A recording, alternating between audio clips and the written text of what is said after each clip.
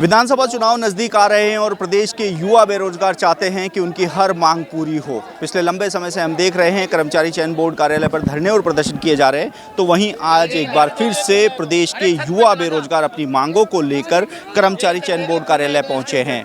राजस्थान बेरोजगार एकीकृत महासंघ अध्यक्ष उपेन यादव के नेतृत्व में ये बेरोजगार यहाँ पर पहुंचे और आप देख सके हैं कि बड़ी संख्या में जो युवा बेरोजगार हैं वो युवा बेरोजगार यहाँ पर अपनी मांगों को लेकर, यानी कि जो इनकी विभिन्न मांगे हैं कि जो 1 लाख भर्तियों की पहले घोषणा हुई थी उनका वर्गीकरण किया जाए, इसके साथ ही पुरानी जो भर्तियां हैं उनका परिणाम जारी किया जाए, इसके साथ ही जो अन्य भर्तियां हैं इनका परिणाम भी जारी करते हुए जल्द से जल्द नियुक्ति का रास्ता क्लियर किया जाए, जो रीट मुख्य परीक्षा है उसका परिणाम जारी किया जाए, सीईटी परीक्षा का जो क्राइटेरिया है उस क्राइटेरिया का निर्धारण किया जाए। ऐसे में आप देख सकते हैं कि यहाँ पर पहली बार यानी कि देश में पहली बार 1111 फीट लंबा ज्ञापन यानी कि करीब आधा किलोमीटर लंबा ज्ञापन है वह यहाँ पर सौंपने के लिए ये युवा बेरोजगार एकत्रित हुए हैं और विभिन्न भर्तियों से ये युवा बेरोजगार जुटे हैं। पीटीआई भर्ती हो, चाहे रीट मुख्य परीक्षा हो, इसके अलावा जो सीएचओ भर्ती पेपर लीक का मामला है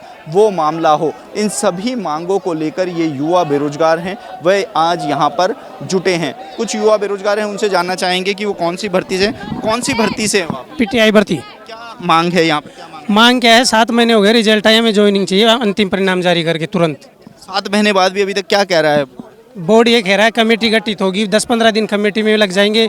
कमेटी का कोई निश्चित टाइम भी नहीं है, वो ये टाइम फिक्स टाइम भी नहीं बता रहे हैं कि इतने दिनों बाद में फाइनल परिणाम जारी कर देंगे हम और तुरंत ज्वाइनिंग दे देंगे। आप कौन सी भर्ती से? दोनों भर्ती से, रीट और पीटीआई दोनों से। रीट मुख्य परीक्षा का परिणाम में बहुत समय लग रहा है, 2.5 महीने से ज़्यादा।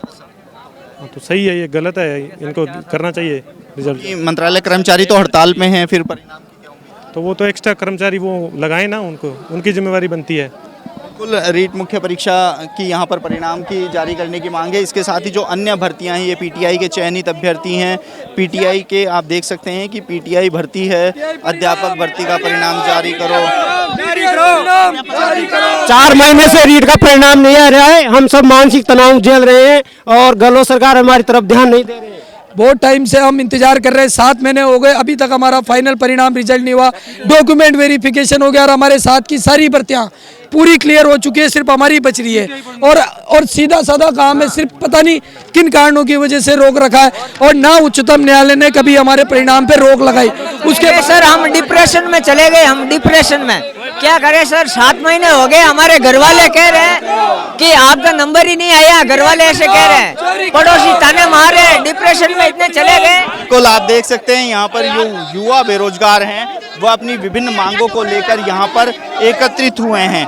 लगातार यहाँ पर अपनी जो मांगें हैं, रीट का परिणाम जारी करो, पीटीआई का अंतिम परिणाम जारी करो, इसके साथ ही जो इनकी अन्य मांगे हैं इनको लेकर यहाँ पर लगातार विरोध और प्रदर्शन किया जा रहा है। गर्मी में यहाँ पर बड़ी संख्या में ये जो युवा बेरोजगार हैं वह यहाँ पर पहुँचे हैं और इन युवा बेरोजगारों की एक ही मांग है कि जल्द से जल्द इनका परिणाम है वह जारी किया जाए। इसके साथ ही कई ऐसे उपेन यादव मेरे साथ मौजूद हैं। उपेन, बहुत लंबा समय हो गया है, सब अपनी पीड़ा को लेकर 11 साल का मेरा संघर्ष हो चुका है। 1111 फीट का विश्व का सबसे लंबा ज्ञापन है। मांग कर रहे हैं कि पीटीआई भर्ती का परिणाम तत्काल जारी करके ज्वाइनिंग दी जाए। मांग करें अध्यापक भर्ती परीक्षा का परिणाम जारी करके तत्काल ज्वाइनिंग दी जाए। भर्ती परीक्षाओं का कैलेंडर जारी करें, नई विज्ञप्तियां जारी करें, सीईटी का परिणाम जारी करें, सीएचओ को साथ भर्ती को लेकर न्याय करें। तो तमाम इन मांगों को लेकर आज बड़ी संख्या में घेराव किया और विश्व रिकॉर्ड कायम किया है। अब ये सोचना चाहिए कर्मचारी चयन बोर्ड को भी कि 7 महीने हो चुके हैं, पीटीआई भर्ती के अभ्यर्थी इंतजार कर रहे हैं, अध्यापक भर्ती का इंतजार कर रहे हैं, तो तत्काल परिणाम जारी करके नियुक्ति देनी चाहिए, जिसकी मांग को लेकर हम इकट्ठे हैं। 1 लाख भर्तियों की घोषणा, उनका वर्गीकरण नहीं हुआ तो वर्गीकरण हो, 1 लाख प्रकादीन भर्तियां पूरी हो, जिसको लेकर आज हमने अनोखा रिकॉर्ड कायम किया। उपेन, लंबे समय से आप इन मांगों को लेकर वार्ता भी कर रहे हैं, हर बार सकारात्मक आश्वासन मिल रहा है, लेकिन विलंब क्यों हो रहा है? क्यों समय लगा? पीटीआई को 7 महीने में अंतिम परिणाम नहीं आएगा, तृतीय श्रेणी जो मुख्य परीक्षा है उसको 2.5 महीने का समय भी। तभी तो हम इकट्ठे हुए हैं। देखिए, विश्व रिकॉर्ड बन चुका है, ये विश्व रिकॉर्ड है। अब तो सरकार को भी सोचना चाहिए, कर्मचारी चयन बोर्ड को भी सोचना चाहिए कि परिणाम नहीं जाने से राजस्थान में विश्व रिकॉर्ड बन चुका। 1111 फीट यानी कि आधा किलोमीटर में आप देख सकते हो कितनी बड़ी संख्या में लोग, पता नहीं इस कोने से उस कोने का पता नहीं कितने लोग। कहाँ से ख्याल आया कि 1111 फीट का लंबा ज्ञापन सौंपा? 11 साल हो गए मुझे संघर्ष करते हुए और 1111 फीट का ज्ञापन है और इससे ज़्यादा मैं लंबाई से ज़्यादा ज्ञापन दे चुका हूँ युवाओं के लिए। ख्याल नहीं है, अनोखा रिकॉर्ड है और ये रिकॉर्ड इतिहास के पन्नों में लिखा जाएगा। आपने पिछले दिनों मंत्रियों से भी बात की, अधिकारियों से बात की, आपने यही कहा था कि आचार संहिता लागू हो जाएगी, उसके बाद बहुत ज़्यादा समस्या होगी, पुरानी भर्तियां हैं उनका परिणाम है, नई भर्तियों की विज्ञप्तियां उनको पूरी करवाना। कहाँ तक बात बनी है, क्योंकि मुख्यमंत्री को लगभग 3 महीने हो गए। बनेगी। चुनाव में अहम योगदान युवाओं का होगा। आप देख लीजिए, एक आवाज में हजारों लोग यहाँ है, तो युवाओं में हमारी भूमिका होगी, युवाओं की जीत की चाबी हमारे पास होगी और वोट में निर्णय हम ही करेंगे, इसलिए हम देखिए बड़ी संख्या। कल सचिन पायलट ने एक बयान दिया है कि वो पेपर लीक के खिलाफ अब कल से यानी कि 11 मई से अजमेर से एक पैदल यात्रा निकालेंगे। क्या ये चुनावी स्टंट है कि युवाओं के कंधों पे रख के अब चुनाव साधना? नहीं, मैं इसके लिए कोई कमेंट नहीं करूंगा। मेरा संघर्ष धरातल पे आज से नहीं, पिछले 4.5 साल से चल रहा है। पेपर लीक को लेकर, उनके आंदोलन को लेकर तो देखो, हम लोग लगातार संघर्ष कर रहे हैं और लगातार संघर्ष जारी रहेगा जब तक पेपर लीक मुक्त रास्ता नहीं बन जाए। यानी कि सचिन पायलट के आंदोलन को समर्थन है युवाओं का? युवा तो संघर्ष कर रहे हैं ना, हम संघर्ष कर रहे हैं। यदि कोई भी आवाज उठाता अच्छी बात है, लेकिन हमारा संघर्ष सड़कों पर भी जारी है। आज 1111 फीट लंबा ज्ञापन दे रहे हैं, यदि मांगे पूरी नहीं होती तो आगे की क्या रूपरेखा रणनीति? आर पार की लड़ाई होगी, चुनाव में हमारी ताकत दिखाएंगे। ये नज़ारा देख लीजिए, इसमें रिकॉर्ड गायब किया, हजारों लोग यहाँ मौजूद है, देख लीजिए। बिल्कुल, आर पार की लड़ाई, यानी कि आज ये 1111 फीट लंबा ज्ञापन आप देख सकते हैं कि 1111 फीट जो लंबा ज्ञापन है वो 1111 फीट लंबा ज्ञापन यहाँ पर सौंपा जा रहा है। इसके साथ ही जो एक आप देख सकते हैं कि एक तरीके से इतिहास है, क्योंकि आज तक इतना लंबा ज्ञापन उपेंद्र यादव को लगभग 11 साल से समय का हो गया है, तो ऐसे में आज तक इतना लंबा जो ज्ञापन है वो कहीं पर भी सौंपते हुए नज़र नहीं आया है। क्योंकि हमने पहले भी कई बार ज्ञापन सौंपते हुए देखे हैं। तकरीबन 2000 से ज़्यादा जो भीड़ है वह यहाँ पर मौजूद है। हम थोड़ी सी ऊंचाई से हमारे दर्शकों को ये भीड़ दिखाने की कोशिश करेंगे कि किस प्रकार जो युवा हैं, आपको ये ज्ञापन है वो ज्ञापन दिखाने की हम यहाँ पर कोशिश करते हैं कि ये ज्ञापन कितना लंबा है।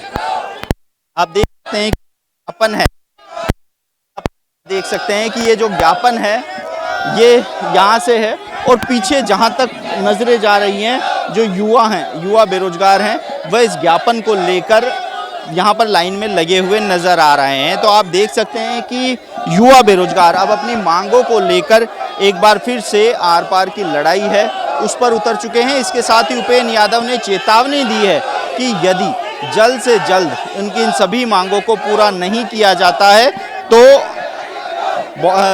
आर पार की लड़ाई होगी। क्योंकि चुनाव होने वाला है, 1 लाख भर्तियों का वर्गीकरण किया जाए, 1 लाख भर्तियों का वर्गीकरण किया जाए, भर्ती परीक्षाओं का कैलेंडर जारी किया जाए, पीटीआई का परिणाम जारी किया जाए, शिक्षक भर्ती का परिणाम जारी किया जाए। इन मांगों को लेकर ये जो युवा बेरोजगार हैं ये यहाँ पर जुटे हैं और आर पार की जो लड़ाई है उसकी भी यहाँ पर चेतावनी दी है। तो ऐसे में देखना होगा कि अब आने वाले समय में, क्योंकि विधानसभा चुनाव है वह नज़दीक हैं, वह सर पर आ रहे हैं और ऐसे में लगता है कि जो युवा हैं जिनको मुख्यमंत्री अशोक गहलोत साधने की कोशिश कर रहे हैं, लगातार उनकी मांगें पूरी कर रही है, ऐसे में इन मांगों को लेकर सरकार क्या रुख अपनाती है और विधानसभा चुनाव से पहले इन युवाओं को संतुष्ट करते हुए अपनी ओर कैसे ले सकती है, ये बात भी देखने वाली होगी। कैमरा पर्सन सुरेश के साथ ललित वर्मा, एजुकेशन चौक, जयपुर।